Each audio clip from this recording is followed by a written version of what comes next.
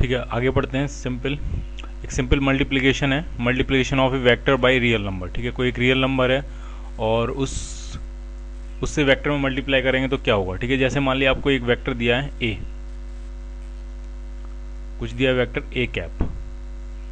ठीक है, ये वेक्टर दिया ए कैप और इसमें किसी रियल नंबर एन से मल्टीप्लाई कर रहे हैं।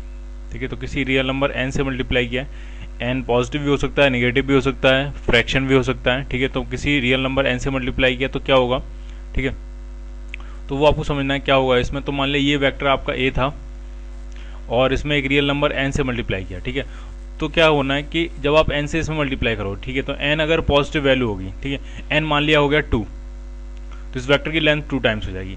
एन मान लिया हो गया 5, तो इस वेक्टर की लेंथ 5 टाइम्स हो जाएगी। एन मान लिया हो गया आपका पॉइंट या 1/3, तो इस वेक्टर की लेंथ कितनी हो जाएगी 1/3 टाइम्स। ठीक है, तो किसी भी स्केलर से जब हम मल्टीप्लाई करते हैं तो वेक्टर की जो डायरेक्शन होती है उसमें कोई चेंज नहीं आता है, लेकिन उसका जो मैग्नीट्यूड है वो उतनी ही टाइम्स हो जाता है जिस वेक्टर से हमने क्या किया है, उस वेक्टर में मल्टीप्लाई किया है। ठीक है, तो ये वेक्टर ए है, इसमें हम एन से मल्टीप्लाई कर रहे हैं। एन अगर 2 है तो ये वेक्टर ए की लेंथ 2 टाइम्स हो जाएगी। एन अगर 1/3 है तो इस वेक्टर ए की लेंथ 1/3 टाइम्स हो जाएगी। ठीक है, लेकिन अगर एन हो गया -2, ठीक है, तो अब डायरेक्शन चेंज हो जाएगी। ठीक है, तो -2 का मतलब है वेक्टर ए की लेंथ 2 टाइम्स हो जाएगी, लेकिन डायरेक्शन भी क्या हो जाएगी, रिवर्स हो जाएगी। ठीक है, तो अब ये जो होगा तो ये वेक्टर इस तरफ हो जाएगा, डायरेक्शन अपोजिट हो जाएगी। ये वेक्टर हो गया -2a कैप, 2a वेक्टर। ठीक है, क्लियर है। तो एन अगर पॉजिटिव है तो डायरेक्शन सेम रहेगी, बस मैग्नीट्यूड चेंज होगा। एन अगर नेगेटिव है तो डायरेक्शन भी चेंज हो जाएगी और मैग्नीट्यूड भी चेंज हो जाएगा, डायरेक्शन जस्ट क्या हो जाएगी, अपोजिट हो जाएगी। क्लियर। ठीक है, अब आगे बढ़ते हैं वेक्टर एडिशन। सबसे पहले पढ़ेंगे मैथमेटिकल मेथड क्या है वेक्टर को ऐड करने का। तो वो काफ़ी सिंपल है। जैसे मान लिया एक वेक्टर ए, कुछ वैल्यू दे देते हैं उसकी, मान लिया ये है 2i cap plus 3j cap, ये वेक्टर ए है। और एक वेक्टर है बी आपके पास, ये है मान लिया -i cap plus 2j cap. ठीक है, ये दो वेक्टर्स हैं और इन दोनों वेक्टर्स को आपको क्या करना है, ऐड करना है।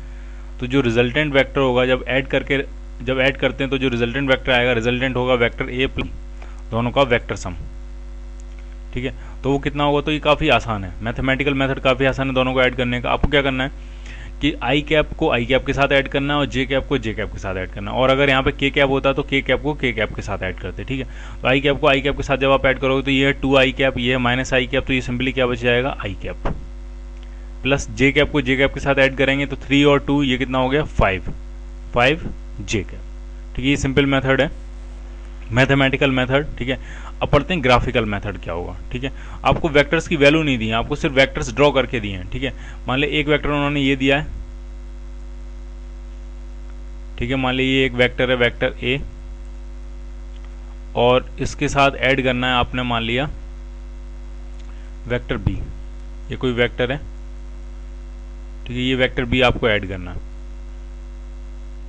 ठीक है, तो कंसेप्ट क्या रहता है, तो इन दोनों को ग्राफिकली कैसे ऐड करना, तो आप समझो जरा ढंग से। पहले सबसे पहले आप कोई एक वेक्टर बनाओ। ठीक है, कोई सा ए या बी। ठीक है, तो मैंने यहाँ पे ए वेक्टर बना लिया, ये हो गया वेक्टर ए, और ये टेल होती है वेक्टर की, ये वेक्टर का हेड होता है। ठीक है, और वेक्टर ए के हेड से बी की टेल मिलाते हुए वेक्टर बी बनाना आपने, तो ये क्या बन जाएगा, वेक्टर बी। एक इंपॉर्टेंट पॉइंट आपको ध्यान रखना है, ये जो भी वेक्टर्स हम पढ़ते हैं ये सारे फ्री वेक्टर्स होते हैं।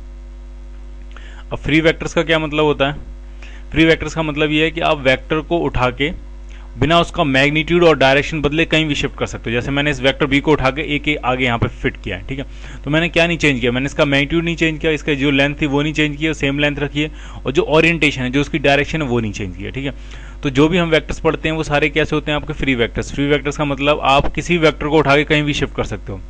ठीक है, किसी वेक्टर को उठा के कहीं भी शिफ्ट कर सकते हो, लेकिन क्या नहीं चेंज करना आपने, उसका डायरेक्शन नहीं चेंज करनी, और क्या नहीं चेंज करना, उसका मैग्नीट्यूड नहीं चेंज करना। मतलब ये वेक्टर है, आप इस ए वेक्टर को यहाँ भी बना सकते हो, आप इस वेक्टर को यहाँ भी बना सकते हो, आप इस वेक्टर को यहाँ भी बना सकते हो, आप यहाँ भी बना सकते हो, कहीं भी उठा के शिफ्ट कर सकते हो, उसी की पैरेलल डायरेक्शन को में ले जाके कहीं भी शिफ्ट कर सकते हो। ठीक है, तो ये सारे फ्री वेक्टर्स होंगे। ठीक है, तो हम ऐड कैसे कर रहे हैं इनको। ठीक है, तो ये वेक्टर पहले मैंने ए वेक्टर बनाया, और वेक्टर ए, ये वेक्टर ए आपका, और वेक्टर ए के हेड से टेल मिलाते हुए वेक्टर बी बनाया। ठीक है, ये हो गया वेक्टर बी। ठीक है, और जो रिजल्टेंट वेक्टर होगा इनका, इन दोनों का जो सम होगा वो वेक्टर ए के टेल से स्टार्ट होगा, जो फर्स्ट वेक्टर है उसकी टेल से स्टार्ट होगा, और जो लास्ट वेक्टर होगा उसके हेड तक जाएगा। ये क्या होगा, ये हो जाएगा रिजल्टेंट वेक्टर। ये जो वेक्टर बन गया ये क्या बन गया आपका रिजल्टेंट वेक्टर, इसको बोलेंगे वेक्टर आर। ठीक है, जरूरी नहीं 2 वेक्टर्स हो, 3 वेक्टर्स हो तो पहले ए वेक्टर बनाओ, फिर उसके हेड से टेल मिलाते हुए वी वेक्टर बनाओ, फिर उसके हेड से टेल मिलाते हुए वेक्टर सी बनाओ, उसके हेड से टेल मिलाता हुआ वेक्टर डी बनाओ। मतलब जितने भी वेक्टर्स हैं आपके पास सारे वेक्टर्स बनाते चले जाओ आप। और फाइनल फिर क्या करना है आपने, फाइनल क्या करना है, तो फाइनल इनिशियल वेक्टर के टेल से फाइनल वेक्टर की हेड मिलाता हुआ ये जो फाइनल वेक्टर होगा ये आपका क्या हो जाएगा रिजल्टेंट वेक्टर आर। ठीक है, ये क्या हो जाएगा वेक्टर रिजल्टेंट वेक्टर आर। ठीक है, तो इस तरह का जो प्रॉपर्टी होती है ये है आपका वेक्टर एडिशन, और इसको कहते हैं triangle law of vector addition. ठीक है, आप अगर देखो 2 वेक्टर्स को अगर आप ऐड करोगे तो ये क्या बन गया, एक ट्रायंगल बन गया, वेक्टर ए वेक्टर बी और ये रिजल्टेंट वेक्टर। ठीक है, तो इसलिए इसका नाम क्या है triangle law of vector addition. इसको कह देते हैं polygon law of vector addition, क्योंकि इसमें पॉलीगन बन गया, कई सारे पार्ट्स हैं इसके, कई सारी साइड्स हैं, तो ये है polygon law of vector addition. ठीक है, तो बेसिक यही है triangle law of vector addition. ठीक है, फर्स्ट वेक्टर बनाओ, उसके टेल्स उसके हेड से टेल मिलाते हुए सेकंड वेक्टर बनाओ, फिर सेकंड वेक्टर के हेड से टेल मिलाते हुए थर्ड वेक्टर बनाओ, फिर थर्ड वेक्टर के हेड से टेल मिलाते हुए फोर्थ वेक्टर बनाओ, और बनाते चले जाओ जब तक कि आपके पास वेक्टर खत्म ना हो जाए। ठीक है, और फाइनली रिजल्टेंट वेक्टर क्या होगा, तो फर्स्ट वेक्टर की टेल से आखिरी वेक्टर का हेड मिलाते हुए जो वेक्टर होगा ये क्या होगा रिजल्टेंट वेक्टर। लिखेंगे कैसे इसको, तो ये रिजल्टेंट वेक्टर हो जाएगा vector A plus vector B plus vector C plus vector D. ठीक है, और एक इंपॉर्टेंट पॉइंट है, ये जो वेक्टर एडिशन होता है ये कम्यूटेटिव होता है। कम्यूटेटिव मतलब चाहे आप पहले ए बनाओ फिर बी बनाओ फिर सी बनाओ फिर डी बनाओ, या फिर आप ऐसे भी कर सकते हो पहले बी बना लो फिर सी बना लो फिर ए बना लो फिर डी बना लो। मतलब इसमें कोई ऑर्डर नहीं है कि पहले आपको ये वेक्टर बनाना है फिर ये वेक्टर बनाना है, आप कोई भी पहले बना सकते हो कोई भी बाद में बना सकते हो। ठीक है, तो जो वेक्टर एडिशन होता है वो कैसा होता है कम्यूटेटिव। ठीक है, ठीक है, तो अभी हमने देखा कि 2 वेक्टर्स अगर दिए आपको तो उनका रिजल्टेंट उनको सम कैसे करना है। ठीक है, ग्राफिकली देखा, ठीक है, और मैथमेटिकली देखा। ठीक है, तो अब हम क्या कर रहे हैं कि अब उसको सॉल्व करते हैं। ठीक है, एक मैथमेटिकल एक्सप्रेशन प्रूफ करेंगे। ठीक है, उसके रिजल्टेंट के मैग्नीट्यूड के लिए। ठीक है, तो यहाँ मैंने बनाए हैं 2 वेक्टर्स, एक वेक्टर है ए। ठीक है, ये वेक्टर दिया आपको ए, वेक्टर ए, इसकी लेंथ दी होगी आपको, इसकी लेंथ कितनी है, और ये दूसरा वेक्टर दिया आपको बी। ठीक है, इस बी वेक्टर की भी लेंथ गिवन होगी। ठीक है, और उन दोनों के बीच में कितना एंगल दिया वो एंगल भी आपको गिवन होगा थीटा। ठीक है, मैं फिर से रिपीट कर रहा हूँ क्या क्या क्वेश्चन में गिवन होगा आपको। 2 वेक्टर्स दिए होंगे, एक वेक्टर है ए एक वेक्टर है बी। तो ए के बारे में क्या क्या इन्फॉर्मेशन दी है। ठीक है, तो ए का सिर्फ आपको क्या दिया होगा मैग्नीट्यूड। वो कहेंगे कि a vector A of magnitude 10 metres. ठीक है, and another vector B of magnitude 12 metres. ठीक है, कुछ इस तरह से इन्फॉर्मेशन गिवन होगी। ठीक है, ए वेक्टर का मैग्नीट्यूड और बी वेक्टर का मैग्नीट्यूड। ठीक है, और इन दोनों के बीच में कितना एंगल है वो भी इन्फॉर्मेशन आपको होगी गिवन। ठीक है, तो हमें क्या फाइंड करना है, हमें इसका रिजल्टेंट फाइंड करना है और उसका मैग्नीट्यूड फाइंड करना है। ठीक है, तो क्या अभी हमने पढ़ा कि जो ए वेक्टर और ये जो वी वेक्टर्स होते हैं ये सारे फ्री वेक्टर्स होते हैं। ठीक है, आप इनको उठा के कहीं भी शिफ्ट कर सकते हो। तो मैं क्या कर रहा हूँ, मैं इस बी वेक्टर को उठा के यहाँ उसके पैरेलल यहाँ शिफ्ट कर रहा हूँ, ये मैंने वी वेक्टर बनाया। ठीक है, ये क्या बन गया आपका वी वेक्टर, ये है वेक्टर बी। ठीक है, बिना मैग्नीट्यूड और डायरेक्शन चेंज किए आप कहीं भी उठा के शिफ्ट कर सकते हो, क्योंकि ये सारे वेक्टर्स क्या होते हैं फ्री वेक्टर्स। ठीक है, और अभी हमने पढ़ा कि रिजल्टेंट कैसे फाइंड करते हैं। तो पहले ए वेक्टर बनाते हैं, फिर उसके हेड से टेल मिलाते हुए वेक्टर बी बनाते हैं। ये वेक्टर हो गया ए, ये वेक्टर हो गया बी, और ए के स्टार्टिंग पॉइंट से बी के फाइनल पॉइंट को अगर मिला देंगे तो ये वेक्टर क्या हो जाएगा, ये हो जाएगा रिजल्टेंट वेक्टर। ये होगा vector A plus vector B का सम। ठीक है, तो वही किया हमने, ये वेक्टर ए बनाया और ए के हेड से टेल मिलाते हुए ये वेक्टर बी बना दिया। ठीक है, तो रिजल्टेंट वेक्टर क्या होगा, तो ए की टेल से बी के हेड तक मिलाने वाला ये जो वेक्टर होगा, इनिशियल वेक्टर फर्स्ट वेक्टर की टेल से फाइनल वेक्टर के हेड को मिलाने वाला ये जो वेक्टर होगा, ये होगा आपका रिजल्टेंट वेक्टर आर। ठीक है, इसको हम क्या बोलेंगे, ये वेक्टर क्या है आपका आर। ठीक है, तो आपको 2 चीजें फाइंड करनी है। पहली चीज ये फाइंड करनी है कि आर का मैग्नीट्यूड कितना होगा, और फिर दूसरी चीज ये फाइंड करनी है कि जो आर है वो ए के साथ कितने एंगल पे होगा, और इस एंगल का नाम क्या रखा है अल्फा। ये अल्फा फाइंड करना है। ठीक है, क्लियर। तो कैसे फाइंड करते हैं वो आप देखो। एक चीज आपको समझनी है कि जैसे ये वेक्टर है ए, ये वेक्टर था बी, तो बी को हमने उठा के यहाँ शिफ्ट कर लिया, ये वेक्टर हो गया बी, और ए और बी का जो सम है वो हो गया आर। आप ऐसा भी तो कर सकते थे कि ए को उठा के यहाँ शिफ्ट कर लो। ठीक है, जरूरी नहीं आप बी को उठा के शिफ्ट करो, आप ए को उठा के भी यहाँ शिफ्ट कर सकते हो। तो अगर हम ए को उठा के वहां शिफ्ट करें तो ए वेक्टर कुछ ऐसे बनेगा।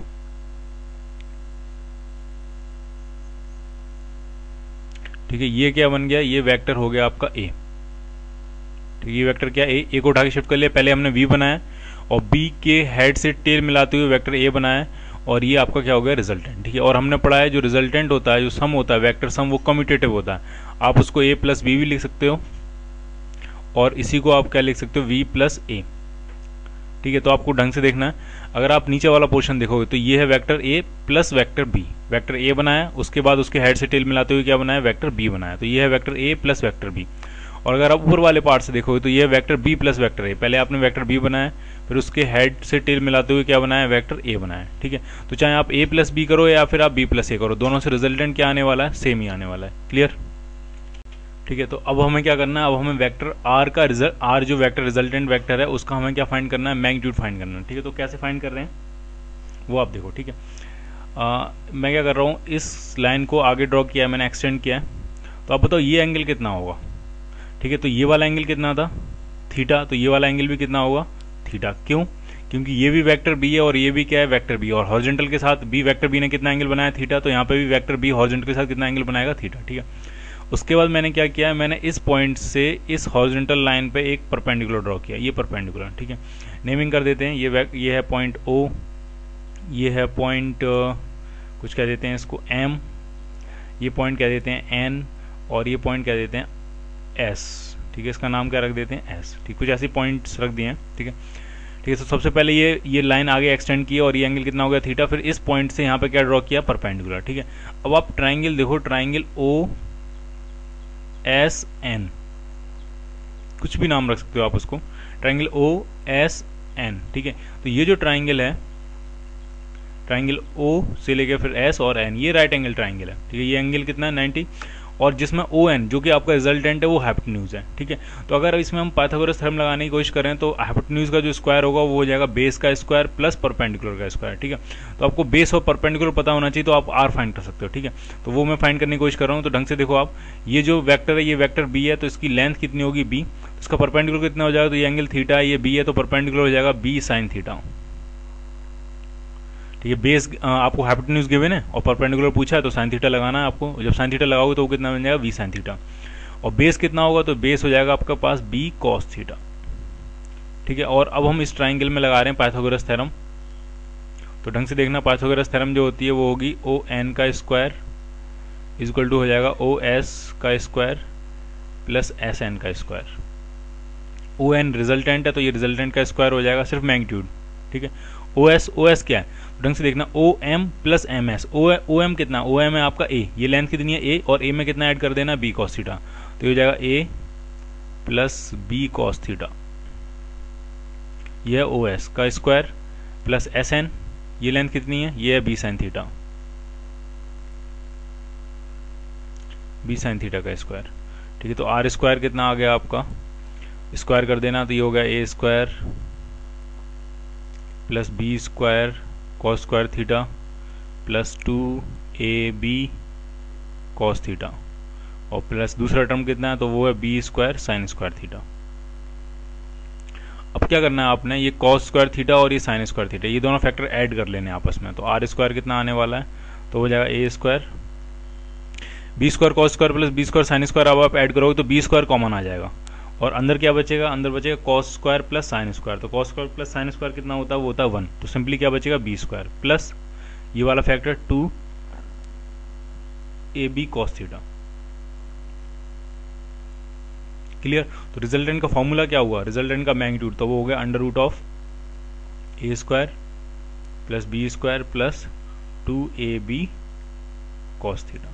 थीटा क्या है, थीटा है angle between A and B. तो ये फॉर्मूला आपको ध्यान रखना है। ये आप क्या बताएगा, अगर आपको ए का मैग्नीट्यूड पता है, बी का मैग्नीट्यूड पता है और ए और बी के बीच में एंगल थीटा पता है, तो आपको ये रिजल्टेंट का मैग्नीट्यूड बताएगा। ये जो रिलेशन है सिर्फ मैग्नीट्यूड्स में, इसमें कहीं डायरेक्शन नहीं पता लग रही है। ठीक है, कहाँ होगा आर कोई पता नहीं। ठीक है, तो मैं फिर से रिपीट कर रहा हूँ, ये फॉर्मूला कब अप्लाई करेंगे, जब आपको ए का मैग्नीट्यूड पता होगा, बी का मैग्नीट्यूड पता होगा और ए और बी के बीच में एंगल थीटा पता होगा, तो आप क्या फाइंड कर सकते हो, रिजल्टेंट का मैग्नीट्यूड। क्लियर? और ये रिजल्टेंट होगा कितने एंगल पे, ठीक है, अल्फा, अल्फा भी तो फाइंड करना है। ये रिजल्टेंट ए के साथ कितने एंगल पे, तो फिर से इसी ट्राइंगल में देखो, इसी ट्राइंगल ओ एन एस या फिर ओ एस एन कुछ भी बोलो उसको, इस ट्राइंगल में। तो अगर आप tan अल्फा लिखोगे, tan अल्फा, तो tan अल्फा क्या होगा, परपेंडिकुलर अपॉन बेस। ठीक है, तो मैं यहां लिखता हूं tan अल्फा, अल्फा क्या है, अल्फा है angle of resultant from vector A. तो tan अल्फा क्या होगा, परपेंडिकुलर अपॉन बेस। परपेंडिकुलर कितना है, परपेंडिकुलर आपके पास B sine theta upon base कितना है, तो बेस है आपके पास a plus B cos theta, तो एक फॉर्मूला ये हो गया। ठीक है, टेन अल्फा कितना हो जाएगा, बी साइन थीटा अपॉन ए प्लस बी कॉस थीटा। ठीक है, ऐसे ही पूछ सकते हैं कि ये जो रिजल्टेंट है वो बी के साथ कितने एंगल पे है, तो उसको हम कह देते हैं एंगल बीटा। ठीक है, मैं फिर से रिपीट कर रहा हूँ, रिजल्टेंट जो है वो ए के साथ कितने एंगल पे है, तो वो एंगल अल्फा, अल्फा कितना वो हो गया। ऐसे पूछा जाएगा रिजल्टेंट बी के साथ कितने एंगल पे है, तो वो एंगल कह दिया बीटा। ठीक है, तो जब हम टेन बीटा लिखेंगे, ठीक है, जब हम टेन बीटा लिखेंगे तो कुछ स्पेशल नहीं होना है उसमें। टेन बीटा जब हम लिखेंगे तो कुछ स्पेशल नहीं होना है, अल्फा की जगह बीटा लिखेंगे तो बस इसमें रिप्लेस हो जाएगा, ए की जगह बी लिख देना और बी की जगह क्या लिख देना, ए, और बाकी सब कुछ सेम रहेगा। ठीक है, तो मैं टेन बीटा यहां लिखता हूं,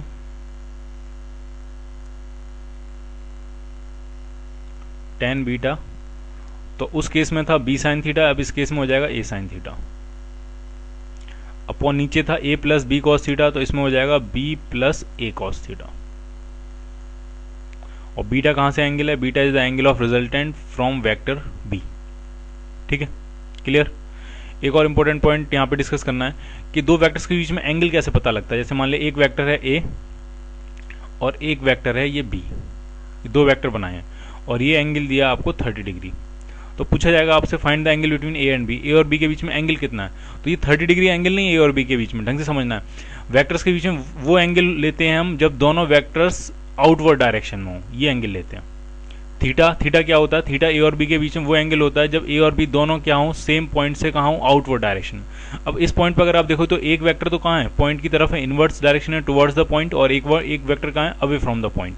ठीक है, तो क्या करो, इसको कुछ ऐसे बनाओ, ये आपका vector B as it is रखा है और वेक्टर ए को आगे शिफ्ट कर लो, क्योंकि ये फ्री वेक्टर्स होते हैं तो इनकी पैरेलल डायरेक्शन में आप कहीं भी शिफ्ट कर सकते हो। तो ये मैंने वेक्टर ए आगे शिफ्ट कर लिया। ठीक है, तो ए और बी के बीच में जो एंगल होगा वो ये एंगल होगा, और ये होगा कितना, तो इधर वाला एंगल कितना था 30, तो ये कितना बचा आपका, ये बचा 150 डिग्री, क्योंकि टोटल कितना होता है 180, तो ये 150 डिग्री ये हुआ थीटा की वैल्यू। थीटा पूछा जाए तो कितना हुआ इस केस में 150 degree, angle between A and B. ठीक है, तो मैं फिर से रिपीट कर रहा हूँ, बहुत ढंग से समझना है। किन्हीं भी दो वेक्टर्स के बीच में एंगल वो होता है जब दोनों वेक्टर्स कहाँ हो, आपके आउटवर्ड डायरेक्शन में हो। ठीक है, दोनों वेक्टर कहाँ हो, आपके आउटवर्ड डायरेक्शन। एक वेक्टर इनवर्ड्स हो, एक वेक्टर आउटवर्ड्स हो, तो वो एंगल नहीं होगा। ठीक, कुछ ऐसा सेटअप बनाओ ताकि दोनों वेक्टर्स क्या हो जाएं, आउटवर्ड डायरेक्शन में। ठीक है, तो मैंने आपको बताया था ये सारे फ्री वेक्टर्स होते हैं, तो ए को उठा के मैंने आगे शिफ्ट कर लिया, यहाँ उसी पैरेलल डायरेक्शन में आगे शिफ्ट कर लिया, तो ये जो एंगल होगा इसको बोलेंगे हम एंगल बिटवीन वेक्टर्स। क्लियर। ठीक है, तो अभी तक हमने क्या पढ़ा कि अगर कोई दो वेक्टर दिए हैं, एक वेक्टर दिया ए, एक वेक्टर दिया बी, इनके मैग्नीट्यूड्स दिए हैं आपको और इनके बीच में एंगल दिया आपको थीटा, तो उनका जो रिजल्टेंट का मैग्नीट्यूड होगा आर, तो वो हो जाएगा आपका under root of A square plus B square plus 2ab cos theta. ठीक है, ये हो जाएगा रिजल्टेंट का मैग्नीट्यूड। ठीक है, तो कुछ स्पेशल केस पढ़ते हैं। ठीक है, तो फर्स्ट केस ये है कि अगर ए और बी वेक्टर दोनों पैरेलल हों, ठीक है, A vector A and vector B both are in same direction. कैसे वेक्टर हैं, ये पैरेलल वेक्टर हैं। ठीक है, सेम डायरेक्शन। पैरेलल का मतलब क्या हुआ, थीटा कितना होगा आपका 0 डिग्री। ठीक है, ये वेक्टर ए है और यही वेक्टर आपका इसी डायरेक्शन में क्या है, वेक्टर बी, तो रिजल्टेंट कितना होगा। ठीक है, तो रिजल्टेंट का फॉर्मूला कितना आ जाएगा, फिर फॉर्मूला वही लगाते हैं हम, under root of A square, तो under root of A square plus B square plus 2ab और कॉस थीटा, थीटा कितना 0, तो कॉस 0 कितना हो जाता है 1। ठीक, कॉस 0 कितना होगा 1, तो ये बन गया आपका जो फॉर्मूला बन गया वो बन गया अंडर रूट ऑफ, ये बन गया A square plus B square plus 2ab cos theta. तो ये बेसिकली है क्या, ये है ए प्लस बी का होल स्क्वायर। ठीक है, तो यहाँ से रिजल्टेंट कितना आने वाला है, तो स्क्वायर और अंडर रूट आपस में कैंसिल आउट हो जाएंगे, रिजल्टेंट आ गया आपका ए प्लस बी। ठीक है, तो ये एकदम ध्यान रखना है आपको। ठीक है, जो स्पेशल पॉइंट्स हैं वो एकदम ध्यान रखने। पहला पॉइंट ये है कि अगर ए और दो बी वेक्टर दोनों सेम डायरेक्शन में हो, तो सेम डायरेक्शन में जो रिजल्टेंट होता है वो सिंपली होता है ए प्लस बी। ये सिंपल एल्जेब्रिक एडिशन है, ए का मैग्नीट्यूड प्लस बी का मैग्नीट्यूड क्या हो जाएगा, रिजल्टेंट का मैग्नीट्यूड। ठीक है, अगर ए वेक्टर 10 यूनिट का हो, बी वेक्टर 15 यूनिट का हो, दोनों पैरेलल हो, तो उनका रिजल्टेंट क्या हो जाएगा 10 प्लस 15 25। यानी इनको आपने कैसे ऐड कर दिया, सिंपल एल्जेब्रिक एडिशन कर दिया इनका, सिंपल उठा के दोनों के मैग्नीट्यूड उठा के क्या कर दिए, ऐड कर दिए। ठीक है, क्लियर है ये। ठीक है, तो अगर ए और बी पैरेलल वेक्टर्स हैं, थीटा 0 है, तो रिजल्टेंट क्या हो जाएगा ए प्लस बी। बिल्कुल ऐसे ही एक और केस बनता है कि अगर ये दोनों एंटी पैरेलल वेक्टर हैं, अपोजिट वेक्टर्स हैं। सेकंड केस, अपोजिट वेक्टर्स का मतलब क्या हुआ, ए और बी के बीच में एंगल कितना होगा, थीटा होगा आपको 180 डिग्री। जैसे होगा वेक्टर ए इस तरफ होगा, ये वेक्टर ए है, और इसकी अपोजिट डायरेक्शन में क्या होगा, वेक्टर बी। क्लियर? ठीक है, तो अब थीटा कितना है इनके बीच में, 180 डिग्री। ठीक है, तो इनका रिजल्टेंट कितना होगा, तो फॉर्मूला वही है रिजल्टेंट का, R is equal to under root of A square plus B square plus 2ab cos 180। Cos 180 होता है -1, तो ये बन गया A square plus B square minus 2ab। तो ये बेसिकली क्या बन गया, ये बन गया बेसिकली आपका a माइनस बी का होल स्क्वायर। ये b माइनस ए का भी होल स्क्वायर हो सकता है। ठीक है, या तो इसको लिख लो a माइनस बी का स्क्वायर या b माइनस ए का स्क्वायर। तो इन जनरल हम लिख देते हैं a डिफरेंस b का स्क्वायर। ठीक है, a माइनस बी का स्क्वायर भी हो सकता है, b माइनस ए का भी स्क्वायर हो सकता है। तो स्क्वायर अंडर रूट कैंसिल होंगे, तो ये कितना आ गया रिजल्टेंट, तो रिजल्टेंट आ गया आपका a difference b, a minus B या b माइनस ए। ठीक है, a माइनस बी कब होगा, जब a ज़्यादा होगा, b माइनस ए कब होगा, जब v ज़्यादा होगा। ठीक है, तो अब अगर हमने मान लिया अगर a बड़ा है आपका, तो रिजल्टेंट कितना हो जाएगा आपका a माइनस बी। ठीक है, तो आपको ध्यान रखना है अगर दोनों वेक्टर सेम डायरेक्शन में, तो रिजल्टेंट दोनों वेक्टर्स का क्या होगा, simple sum a plus B, और अगर अपोजिट डायरेक्शन में तो रिजल्टेंट क्या होगा, दोनों का डिफरेंस। ठीक है, और एक और स्पेशल पॉइंट है इसमें, थर्ड पॉइंट, कि अगर दो वेक्टर्स 90 डिग्री एंगल पे हैं, थीटा आपको कितना दिया है, 90 डिग्री। ठीक है, ये वेक्टर है a और ये वेक्टर है आपका b, और इनके बीच में एंगल कितना है, 90 डिग्री। तो इनका रिजल्टेंट कितना होगा, r। तो r का फॉर्मूला हम वही लगाएंगे, r is equal to under root of A square plus B square plus 2ab cos 90। Cos 90 कितना होता है, कॉस 90 होता है 0, तो ये पूरा फैक्टर कितना हो जाएगा, 0। तो r कितना आ गया, r आ गया under root of A square plus B square. ठीक है, तो ये रिजल्टेंट हो जाएगा। क्लियर?